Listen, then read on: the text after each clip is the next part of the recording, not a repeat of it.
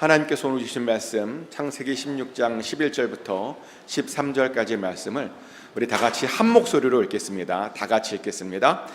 여호와의 사자가 또 그에게 이르되 내가 임신하였은즉 아들을 낳으리니 그 이름을 이스마엘이라 하라. 이는 여호와께서 내 고통을 들으셨음이니라. 그가 사람 중에 들나귀 같이 되리니 그의 손이 모든 사람을 치겠고 모든 사람의 손이 그를 칠지며 그가 모든 형제와 대항하여 살리라 하니라. 하갈이 자기에게 이르신 여호와의 이름을 나를 살피시는 하나님이라 하였으니 이는 내가 어떻게 여기서 나를 살피시는 하나님을 배웠는고 함이라. 아멘. Please be seated. 하나님의 평안이 이 시간 여러분 심령 가운데 함께 하시기를 예수 그리스도 이름으로 축복합니다. 우리들에게는 모두 이름이 있죠.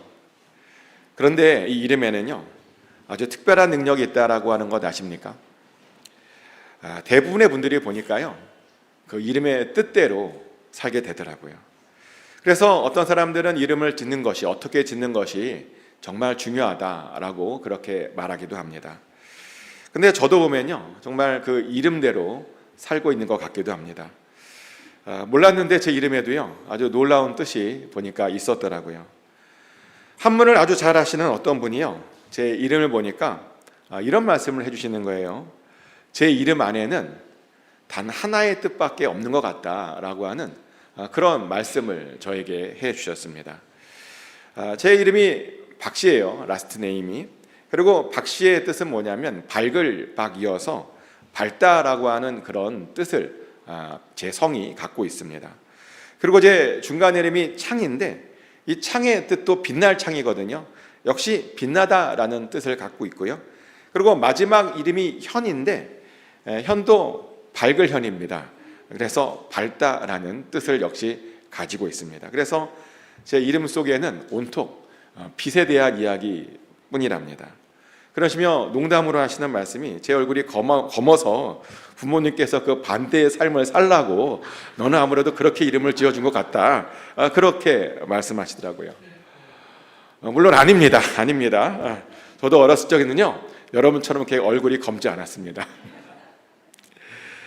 그러자 또 어떤 분은 그런 이름을 지어주신 제 부모님의 믿음이 좋았기 때문에 그런 이름을 받은 것 아니냐라고 또 말씀해 주시는데, 그러면 사실은 말씀이 어떻게 이름 안에 전부 빛밖에 들어가 있지 않냐는 거죠.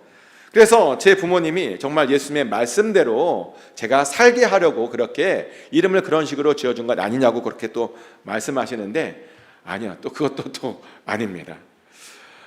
제가 왜 아니라고 그렇게 자신 있게 말씀드릴 수 있냐면, 제 이름을 지었을 때 저희 부모님은요 아직 예수님을 믿지 않았던 그런 때였습니다. 그래서 제 이름을 지었을 때 제 이름은요 정말 기독교와는 전혀 아무런 관계가 없던 때였습니다. 그리고 사실은 그렇게 생각했었는데요, 근데 또 나중에 보니까 제가 또 그것을 착각했는 게 뭐냐면, 의도적으로 기독교식으로 짓지는 않았지만 결국에는 그 이름 때문에 저를 그 이름이 예수님께로 인도하지 않았나라는 생각을 해봅니다. 그래서 그렇게 예수를 믿고 그 이름의 뜻대로 정말 빛으로 살게 하지 않았나라는 그런 생각을 해봅니다. 그리고 정말 보면 제 삶이요 그 이름대로 정말 된 것 같습니다. 그리고 그것을 깨닫고요 제가 다시 한번 정말 이 이름이 얼마나 우리에게 중요한가를 그렇게 알게 되었는데, 근데 제가 이렇게 가만히 보니까요 어떤 분들은 보면 참 좋은 이름을 가졌는데 그럼에도 불구하고 자기의 그 이름의 그 미닝을 잘 몰라서 그 이름대로 살지 못하는 그런 분들도 보니까 많이 있는 것을 보았습니다. 또는요 어떤 사람들은 정말 잘못된 삶을 살아서 그래서 그 인생의 잘못된 이름을 그렇게 가지게 된 어떤 사람도 있는 것을 저는 또 보았습니다. 사실 오늘 본문에 나오는 하갈이 바로 그런 사람인데요, 하갈이라고 하는 이름의 뜻은 어떤 뜻이냐면 도망이라는 뜻이에요. 하갈이. 그런데 이 하갈의 이름이 사실은 보면 진짜 그녀의 이름은 아니었을 겁니다. 왜냐하면 이 하갈은요 원래는 애굽 사람이었거든요. 그리고 하갈이라고 하는 이름의 뜻은요 원래는 히브리식 이름입니다. 그래서 짐작하건대 하갈에게는요 애굽에서부터 불러진 어떤 또 다른 이름이 그녀에게 분명히 있었을 겁니다. 하지만 그녀가 나중에 이제 도망가게 되자 사람들이 그녀의 이름을 도망가다 보니 이제 도망이라는 뜻의 그런 하갈로 그녀에게 그렇게 붙여준 것일 겁니다. 그럼 이제 정말 그녀의 이름은 원래 그럼 무엇이었을까요? 성경은 그녀를 뭐라고 부르냐면 원래는요 그냥 여종이라고 부릅니다. 그리고 실제로 보면 그녀는 사라의 몸종이기도 했죠. 아마 아브라함과 사라가 애굽에 잠시 내려갔었잖아요. 근데 거기에서 그렇게 애굽 왕에게 몸종으로 사라에게 좀 이렇게 준 그런 존재가 아닐까 싶습니다. 그래서 그녀의 원래 애굽식 이름은요 아마 그런 어떤 여종과 관련된 여종이 쓰는 그런 이름이었을 것입니다. 하지만 어느 날 사라의 몸종으로 살던 그녀에게요 정말 아주 놀라운 커다란 변화가 생겼죠. 사라가 그녀를 어느 날 부르더니 앞으로는 여종으로 살지 말고 아브라함의 첩으로 살라는 말이었습니다. 그녀의 원래 정체성대로 살지 말고요 완전히 새로운 다른 그런 인생을 살아보라는 겁니다. 그래서 그녀는 그날 이후 정말 여종이라는 정체성에서요 첩이라는 정체성으로 바뀌게 됩니다. 정말 그전에는 전혀 생각하지 못했던 아주 놀라운 일이 그녀에게 일어난 겁니다. 그리고 이것은 정말 확실히 대단한 일이 맞는데요. 왜냐하면 여종의 삶과 첩의 삶 사이에는 정말 어마어마한 차이가 있는 것이었거든요. 실제로 여종은요 자신을 위한 어떠한 결정도 내릴 수 없습니다. 쉬고 싶어도요 쉴 수가 없습니다. 또 먹고 싶어도 먹을 수가 없습니다. 입고 싶어도 원하는 대로 입을 수 없고요 또 자고 싶다고 막 함부로 잘 수 있는 것이 아닙니다. 게다가 그때에는요 주인이 만약에 여종을 죽이고 싶지 않아요 그러면 죽여도 아무런 문제가 되지 않았던 때였습니다. 근데 첩은 완전히 달랐습니다. 첩은요 그 당시에는 거의 본초와 같은 취급을 받았습니다. 그래서 자기 마음대로 자기의 생활을 할 수 있었습니다. 게다가요 첩에게도요 잘만 하면 자신을 도와줄 또 다른 여종도 줄 수도 있었습니다. 근데 놀랍게도 하갈이 그런 첩으로 지금 승진을 한 겁니다. 아마 하갈은요 굉장히 기뻤을 거예요. 게다가 하갈은요 금방 그 아브라함의 아이까지 임신을 했었죠. 자신의 주인이었던 그 사라는요 정말 몇십 년을 노력했음에도 불구하고 못 가졌는데 그 아이를 못 가졌었는데 자신은 정말 몇 개월 만에 바로 그 원하는 그 아이를 가졌습니다. 그러다 보니 어떤 생각이 드냐면 자신이 첩이 아닌 그런 본처 같은 그런 느낌도 들었습니다. 그러다 보니 그녀가요 그만 교만에 빠져버렸습니다. 하갈이 얼마나 교만했었냐면요 어느 날부터 그 임신을 못하고 있는 그 사라를 멸시하기까지 했었다고 오늘 본문은 말하죠. 창세기 16장 4절 말씀입니다. 아브라함이 하갈과 동침하였더니 하갈이 임신하네 그가 자기의 임신함을 알고 그의 여주인을 멸시한지라. 하갈이요 자기의 분수도 모르고 사라를 멸시했대요. 그러자 아브라함의 그 본처인 사라가요 정말 화가 많이 났습니다. 그래서 아브라함 불러다가 아브라함에게 이렇게 화를 내요. 창세기 16장 5절 말씀인데요. 사라가 아브라함에게 이르되 내가 받는 모욕은 당신이 받아야 옳도다. 내가 나의 여종을 당신의 품에 두었거늘 그가 자기의 임신함을 알고 나를 멸시하니 당신과 나 사이에 여호와께서 판단하시기를 원하노라. 지금 자신이 받고 있는 그 모욕, 모든 모욕들은요 원래는 보니까 아브라함이 받았어야 할 그런 모욕이랍니다. 자신은 어떻게든 그 아브라함의 자손을 만들어주기 위해서 그런 노력을 했답니다. 그런데 왜 자기가 이런 그런 수모, 수치를 지금 당하고 있어야 하냐는 거죠. 그러니 하나님께서 아브라함과 자기 사이를 좀 판단해 달라고 그렇게 사라가 하소연했습니다. 아마 아브라함이 굉장히 난감했을 거예요. 그죠? 근데 감사하게도 이 지혜로운 아브라함은요 그 위기를 정말 쉽게 잘 넘기게 됩니다. 어떻게 넘겼냐면 무조건 사라 편을 들어줬어요. 잠깐 여담인데요. 부부 사이가 좋으려면 무조건 배우자 편을 들어줘야 되는 거예요. 무조건. 이유 묻지 말고. 아무리 다른 사람이 내가 보기에 옳아도 다른 사람들 편 들어주면 절대로 안 되는 것이 부부 사이입니다. 어쩌지 않게 막 객관성과 막 공정함으로 다른 사람들 편을 들어주면 그 부부는 반드시 아주 큰 위기에 빠지게 되는 겁니다. 그리고요, 부부 사이에 객관적인 게 뭐가 필요해요? 그죠? 아니, 부부 사이에 공정함이 왜 필요해요? 무조건 내 배우자만 지지해주면 되는 거예요. 그래야 가정이 편안한 겁니다. 그리고요, 바로 그래야 세계 평화가 우리 가운데 오는 거예요. 세계 평화도요. 근데 정말 다행히도 아브라함이요, 그 위기를 정말 슬기롭게 극복했습니다. 그래서 무조건 정말 묻지도 따지지 않고 사라 편을 들어줬어요. 창세기 16장 6절 말씀입니다. 아브라함이 사라에게 이르되 당신의 여종은 당신의 수중에 있으니 당신의 눈에 좋을 대로 그에게 행하라 하매 사라가 하갈을 학대하였더니 하갈이 사라 앞에서 도망하였더라. 방금 읽어드렸던 이 말씀을 다시 한번 생각해 보십시오. 사라가 아브라함에게 화를 냈더니요, 아브라함이 하갈에게 뭐라고 지금 말하고 있냐면 그 하갈을 당신의 여종입니다 라고 불러요. 첩이 아니라 여종입니다 라고 불러요. 그러면서 사라에게 뭐라고 말하냐면 그냥 눈에 보기에 좋은 대로 하갈에게 원하는 대로 다 해버려라 라고 그런 이야기까지 해줍니다. 그랬더니 정말 사라가요, 그 하갈을 신이 난 듯이 막 학대를 해요. 그리고 얼마나 학대를 했던지 하갈이 그 학대에 못 이겨서 그 히브리식 이름대로 정말 도망가 버리는 그런 일까지 벌어집니다. 그래서 하갈의 신분이요, 처음엔 첩이었는데 여종으로 떨어지더니 여종에서 다시 도망자 신세로 바뀌어 버렸습니다. 아마 하갈은 도망가면서 굉장히 많은 생각을 했었을 겁니다.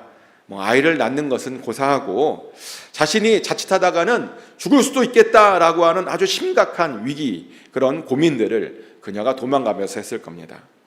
그래도 어떻게든 살아야 했기에 하갈은요, 되도록이면 광야의 샘물 곁에 머무르게 됩니다. 왜냐하면 보니까 샘물 곁에는요 항상 사람들이 있어요. 도와줄 사람들이 있고요. 그리고 적어도 샘물 곁에만 있으면 목이 말라서 죽는 일들은 없기 때문에 거기에 있었습니다. 그리고 사실 더 큰 이유가 있었는데요. 왜냐하면 샘물이라고 하는 것은 뭘 상징하냐면 하나님의 아주 놀라운 은혜를 상징하는 것이 바로 샘물이었기 때문입니다. 실제로 성경을 보면 은혜로운 일들은 주로 샘물 옆에서 일어나는 것을 우리가 보게 되는데, 샘물 옆에 있었더니 정말 꼭 만나야 할 사람들을 만나게 되는 일들이 굉장히 많았고요. 또 샘물 옆에 있었더니 바로 그 있었을 뿐인데 구원을 받았던 그런 일들도 굉장히 많았었습니다. 그래서 하갈도요, 이제 그런 은혜를 기대하며 정말 샘물 옆으로 갔습니다. 그리고 역시 그 샘물 옆에서 하나님의 아주 놀라운 은혜를 그녀가 경험하게 됩니다. 샘물 옆에서 이제 쉬고 있었더니 갑자기 정말 여호와의 사자가 갑자기 나타나 주신 겁니다. 그러면 하갈에게 질문을 합니다. 뭐라고 질문하냐면 사레의 여종 하갈아, 내가 어디서 왔으며 어디로 가느냐라고 질문을 합니다. 이 질문, 방금 읽어드린 이 질문은 굉장히 중요한 질문인데 집중해서 보셔야 되는데요. 지금 천사가 어떤 질문을 한 거냐면 하갈의 정체성에 대한 아주 중요한 질문을 한 겁니다. 근데 이 방금 천사의 말에 따르면 하갈이 누구냐? 하갈은요, 사라의 여종이랍니다. 그 말은 지금 하갈이 있어야 할 곳은 어디냐? 지금 그 샘물 곁이 아니라 사라의 옆이라는 것입니다. 그곳이 하갈에게 가장 안전한 곳이고요, 그곳이 하갈에게 가장 적합한 곳이랍니다. 근데 그것을 몰랐던 하갈이 그런 안전한 장소를 지금 버린 것이랍니다. 지금요 전혀 엉뚱한 곳에 그녀가 와 있는 것이랍니다. 그래서 그것을 생각나게 하려고 그 천사가 하갈에게요, 지금 어디에서 왔으며 어디로 가냐고 그렇게 물어본 겁니다. 다시 한번 그녀의 정체성에 대해서 그렇게 고민해 보라고 말이죠. 근데 이 질문은요, 사실은 정체성을 깨달아야 하는 모든 사람들에게 아주 중요한 질문이기도 합니다. 여러분들도 지금 이 시간에 이 질문을 스스로에게 한번 던져보시기 바랍니다. 여러분들은 어디에서 왔고 또 지금 어디로 가려고 하십니까? 이렇게 물어보면 어떤 사람들은 우리는 흙으로 왔고 또 흙으로 가는 것 아니냐라고 말하기도 하고요. 또 요즘은 이것을 조금 더 멋있게 이렇게 표현하더라고요. 우리는 별에서 와서 별로 돌아간다라고 또 표현하는 분들도 봤습니다. 왜 그러냐 봤더니 우리의 지구의 흙이 사실은 어떤 멸망한 별에서 온 것이기 때문이라는 그런 말도 하는데, 근데 사실 이런 모든 말들은 사실은 절반만 맞는 말이고요. 왜냐하면 우리들에게는요, 그 흙이나 별보다 더 근원적인 어떤 출처가 있기 때문입니다. 실제로 성경은 우리 모두가 하나님께로부터 왔다고 이렇게 이야기합니다. 요한일서 5장 1절 말씀입니다. 예수께서 그리스도이심을 믿는 자마다 하나님께로부터 난 자니 또한 낳으신 이를 사랑하는 자마다 그에게서 난 자를 사랑하느니라. 아멘.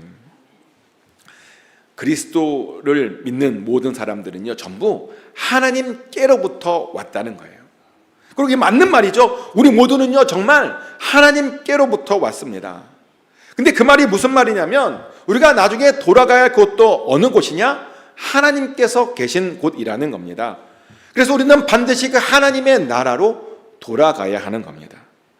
근데 어떤 사람들을 보면 우리가 돌아가야 하는 그 하나님의 나라에 대한 기대감이 전혀 없는 채 사는 그런 사람들도 있는 것을 봅니다. 이야기를 들어보니까 이 땅이 더 좋대요. 그래서 이곳에 그냥 초막셋을 짓고 그냥 영원히 살고 싶다는 그런 말들도 합니다. 그런데 우리가 가게 될 그 하나님의 나라는요, 그렇게 막 함부로 막 쉽게 포기해도 되는 그런 곳이 아닙니다. 그곳은 바로 이런 곳인데요, 요한계시록 21장 1절부터 4절까지 말씀이죠. 또 내가 새 하늘과 새 땅을 보니 처음 하늘과 처음 땅이 없어졌고 바다도 다시 있지 않더라. 또 내가 보매 거룩한 성 새 예루살렘이 하나님께로부터 하늘에서 내려오니 그 준비한 것이 신부가 남편을 위하여 단장한 것 같더라. 내가 들으니 보좌에서 큰 음성이 나서 이르되 보라, 하나님의 장막이 사람들과 함께 있음에 하나님이 그들과 함께 계시리니 그들은 하나님의 백성이 되고 하나님은 친히 그들과 함께 계셔서 모든 눈물을 그 눈에서 닦아주시니 다시는 사망이 없고 애통하는 것이나 곡하는 것이나 아픈 것이 다시 있지 아니하리니 처음 것들이 다 지나갔음이러라. 아멘. 처음 하늘과 처음 땅이 다 없어지고요, 새 하늘과 새 땅이 생긴답니다. 그리고 그곳이 바로 우리가 가야 할 그 새 예루살렘이랍니다. 그런데 그 새 예루살렘이 얼마나 아름다운지요, 뭐라고 말하냐면 신랑을 위해서 신부가요, 그 결혼식을 위해서 단장한 것처럼 그렇게 아름답다고 말합니다. 그런데 바로 그런 곳에서 우리가요, 영원히 그 하나님과 함께 할 것이고요, 또 그곳에 가면 그 하나님께서 우리의 모든 눈물들을 다 닦아주실 것이라고 말합니다. 그리고 그곳에는요, 두 번 다시 사망도 없을 것이랍니다. 또 애통하는 것도 그래서 없겠고 곡하는 것도 없을 것이고요, 아픈 것도 전혀 없을 것이랍니다. 우리가 가야 하는 곳이요, 바로 이런 곳입니다. 그래서 우리는 반드시 이런 곳에 가야 합니다. 그런데 이런 곳에 잘 가려면요, 방향을 잘 잡아야 돼요. 방향을 잘못 잡으면 절대로 이곳에 갈 수가 없습니다. 실제로 보면 많은 이들이 정말 이곳에 가고 싶어 하는데 방향을 잘못 잡아서 가지 못하는 사람들이 있습니다. 자기도 보니까 천국에 너무너무 가고 싶대요.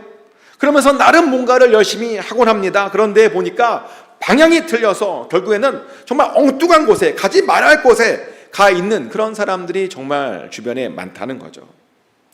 그래도 그나마 이런 사람들은 좀 나은 편인데요, 어떤 분들은 아예 정말 아무것도 하지 않으면서 그냥 그 나라만 가고 싶어하는 또 그런 사람들도 보니까 있더라고요. 그러면 하는 말이 꼭 뭔가를 해야 하냐요, 그냥 저절로 가는 것, 그런 것 아니냐입니다. 그런데요, 아닙니다. 하나님의 나라는 가만히 있는 사람들이 그냥 갈 수 있는 그런 나라가 아닙니다. 하나님 나라에 가려면 적어도 예수님을 신실하게 믿어야 됩니다. 그리고 동시에 우리로 하여금 제대로 된 방향으로 가게 해주는 그런 어떤 것도 우리에게 필요한데요, 예를 들어서 우리에게 제대로 된 방향을 가게 해주는 구글맵과 같은 것들이 우리에게 필요해요. 구글맵. 개인적으로 저는 구글맵이 있어서 얼마나 감사한지 모릅니다. 예전에 구글맵 같은 것들이 없었던 때를 기억하십니까? 한 손으로 막 운전하면서 또 다른 한 손으로 막 지도 들면서, 다 기억나시죠? 난리도 아니었어요. 아니면 조석에 있는 사람들이 그 지도를 봐가면서 막 같이 막 헤매면서 막 말로 알려주고. 근데 그렇게 했음에도 불구하고 우리가요, 잘못된 길로 가기가 너무너무 일쑤였습니다. 근데 감사하게도 요즘은요, 구글맵이 있어서 그렇게까지 하지 않아도 됩니다.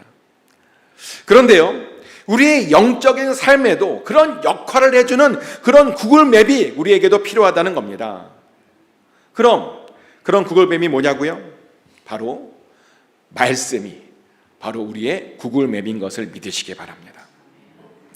실제로 말씀만 잘 읽으면요, 현재 내가 어디에 있는지를 바로 알 수 있게 됩니다.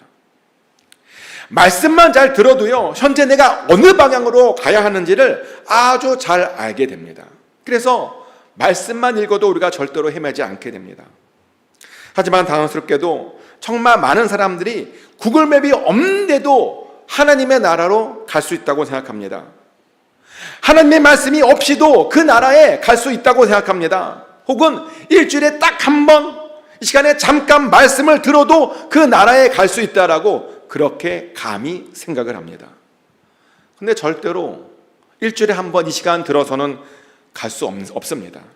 우리가 그것은요, 구글맵을 봐도 잘 알 수 있는데, 한번요, 어떤 모르는 길을 10분 간격으로만 구글맵을 확인해 보는 거예요. 그러고 한번 가보십시오. 중간에 절대로 그것을 보지 않고 딱 10분 간격으로만 그 구글맵을 확인하면서 한번 어딘가를 가보십시오. 그래도 그 목적지까지 정말 한 번도 안 헤매고 잘 갈 수 있을까요? 한 번도 안 봤는데, 10분만까지 봤는데? 아니요, 우리는 절대로 그럴 수 없습니다. 우리는 반드시 헤매게 되어 있습니다. 그래서 우리가 가장 안전하게 가는 방법이 뭐냐면 구글맵을 항상 틀어놓고 그렇게 가는 것이죠. 다시 말하면요, 매일 말씀을 듣고 우리가 매일 말씀을 읽으면서 가는 것이 사실은 가장 안전한 방법이라는 겁니다. 그리고 그렇게 해야 우리가 현재 어디에 있는지를 알게 되는 것이고요, 그리고 그렇게 해야 우리가 어디로 현재 가야 하는지를 우리가 잘 알게 되는 겁니다. 보니까 하갈도 그랬어요.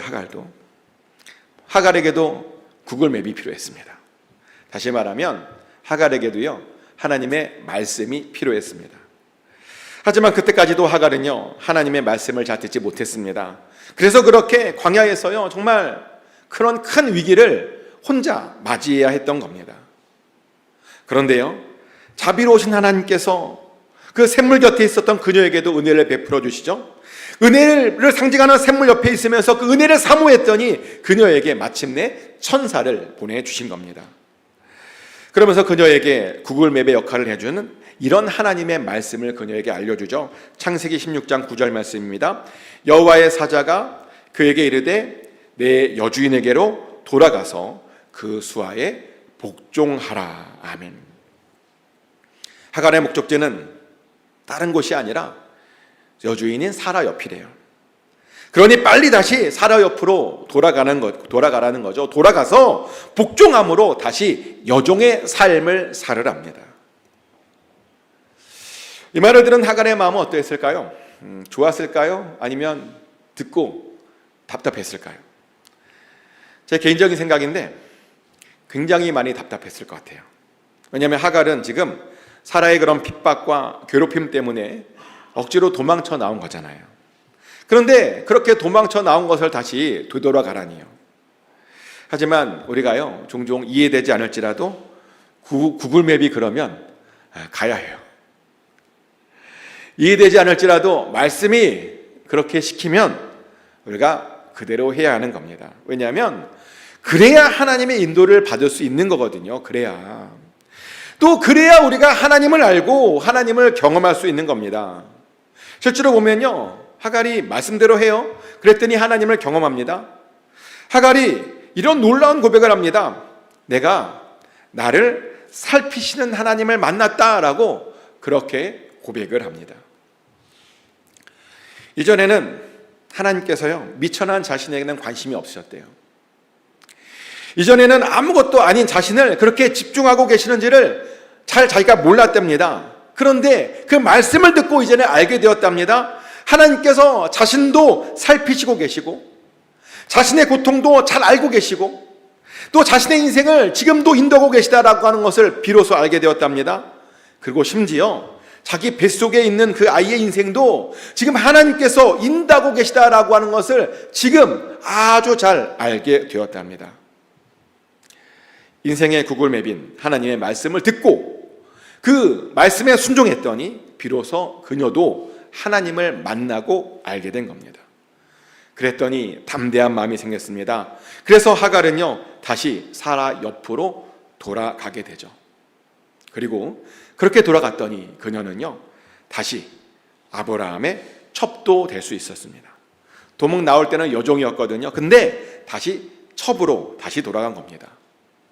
그리고 그랬더니 아브라함의 첫 번째 아들인 이스마엘도 그녀가 드디어 낳을 수 있었고요. 그리고 그 이스마엘을 통해서 그녀도 또한 열국의 어미, 사라처럼요, 열국의 어미도 그녀가 될 수 있었습니다.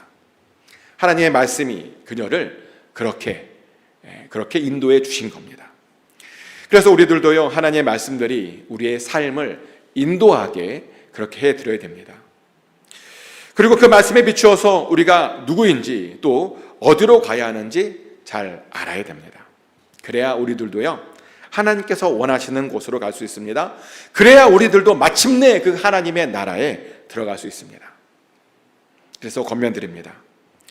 우리 인생의 구글맵인 하나님의 말씀들을 많이 들으시길 권면합니다. 우리 인생의 구글맵인 하나님의 말씀들을 정말 많이 읽으시기를 권면드립니다. 그래서 말씀이 여러분의 삶을 인도하게 해드려야 됩니다. 그래서 꼭 제대로 된 방향으로 가시길 축복합니다. 그래서 나중에 정말 그 하나님의 나라에서 모두 다 꼭 뵐 수 있게 되시기를 예수 그리스도 이름으로 축복합니다. 시간 다 같이 한 목소리로 기도합니다. 하나님의 말씀들을 매일 듣고 읽게 해달라고 같이 기도했으면 좋겠고요. 또 그 말씀을 통해서 현재 내가 어디에 있고 어디로 가야 하는지를 알려달라고 기도하십시오. 그리고 마침내 꼭 하나님의 나라에 들어갈 수 있게 해달라고 그렇게 이 시간 다 같이 한 목소리로 기도하겠습니다. 기도합니다. 하나님 아버지 하나님, 우리가 말씀을 가까이 할 수 있기를 원합니다.